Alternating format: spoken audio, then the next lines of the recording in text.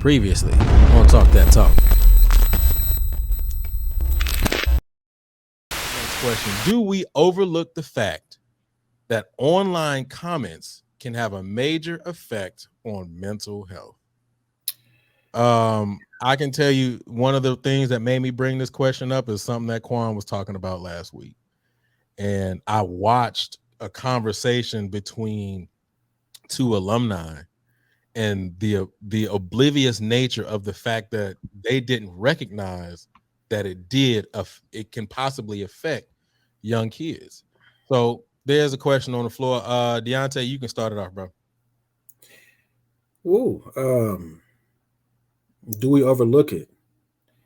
I think that we can be, as older people, just some real jackasses about it, and not keep in mind that these are kids we're talking about. Like, one thing that I really love about homecoming is that nobody could hide at homecoming. You know, whatever you were when you were there, somebody that can verify that, or whatever you telling everybody else you were about when you were around, or when you were in the band or in the frat, somebody that can verify that and say, nah, you wasn't that.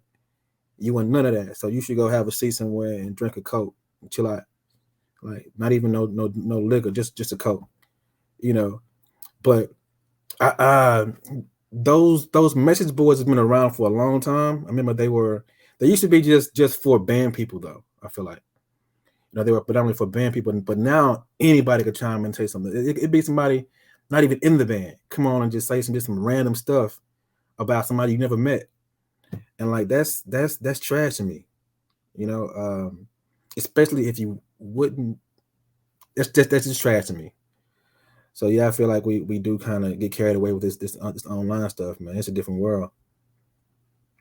Yeah, and you're right. The message boards were different back then because you really had to go to it to actually be a part of it, right?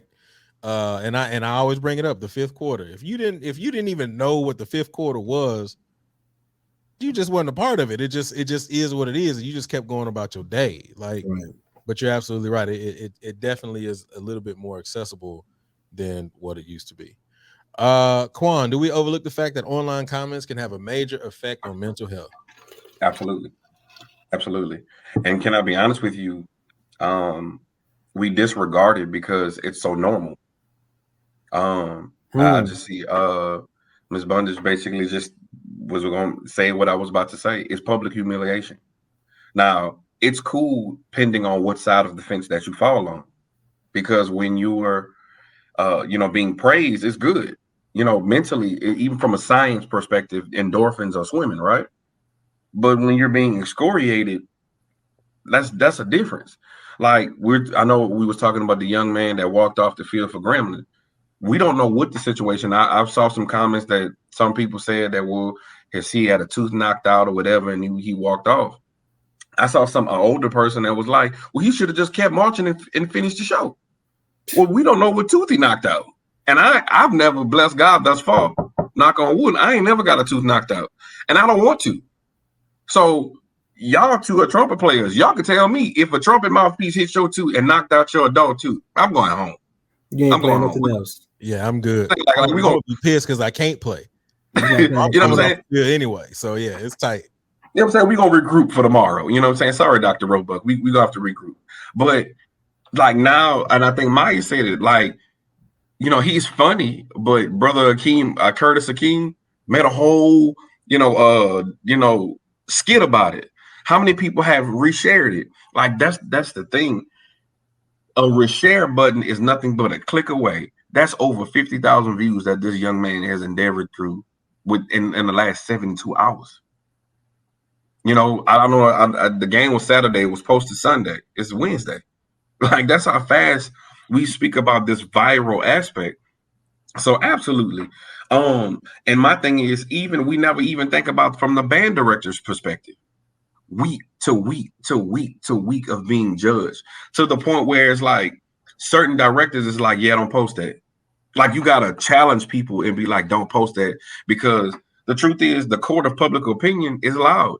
Some people have went back to jail, or certain cases have been exposed again because of the cry of public of social media.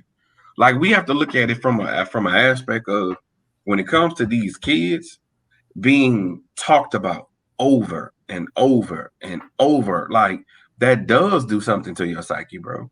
Because it comes to a point where it's like, bro, I'm just a bandsman. Like you can't even low key enjoy it anymore.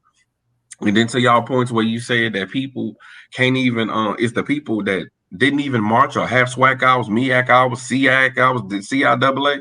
And I'm not going, knock anybody and not knock our viewers, but that's why I respect Brother Scarfinger when he made his comment, but that's why I asked him, like, did you march? And he was like, nah, he couldn't. Not knocking it. But they have a lot of people on a lot of forums who never endeavored through what we just said, that mental stress of band camp, don't have no idea, but they're the loudest ones in the room. Mm-hmm. And I don't understand that.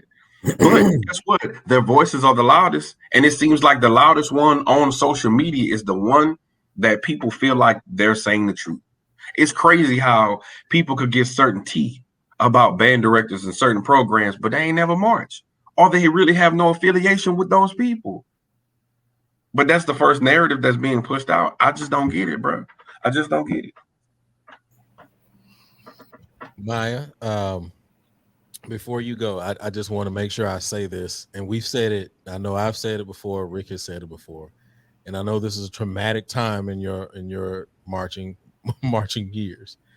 But in 2013 in Shreveport, I will tell you that one of the things that myself and Rick talked about. Don't go off now. That me and Rick talked about quite extensively was the fact that we understood that after that moment it would affect y'all. So I just want you to know that we understood y'all back in the day. What would affect us, Luke? The everything that happened. Everything that happened, everything, the embarrassment, the get up and walk out of the stands with like church pews, all of that. I remember every single what one. I remember that. It's yeah. So yeah, it's 20. It was 2013 Jackson State. I think it was Shreveport. Yeah, it was Shreveport class. Jackson State Prairie View. Y'all had that was a rough game. You had a drum major that failed. I mean, it was a rough. It was a rough game. So we ended up leaving in the fifth while Jackson State was blowing on us.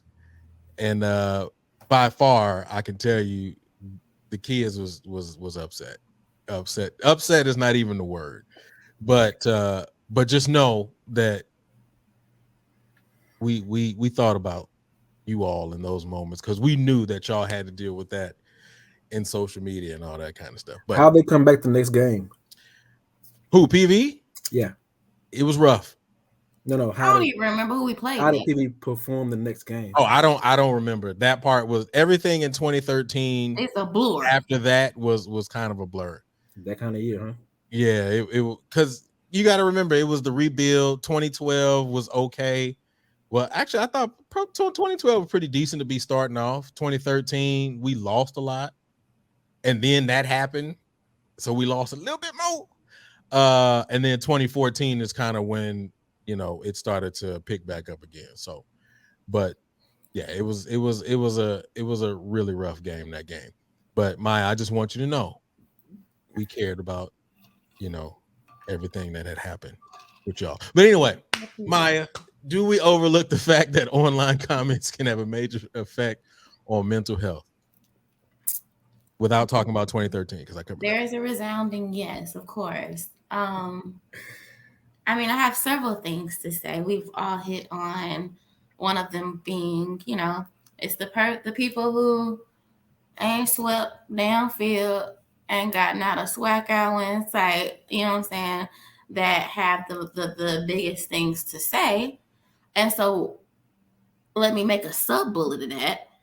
I'm also trying to figure out when did that become acceptable, because it used to be a time where you couldn't be around band folks talking about band head shit if you wasn't a verified if you wasn't a band head.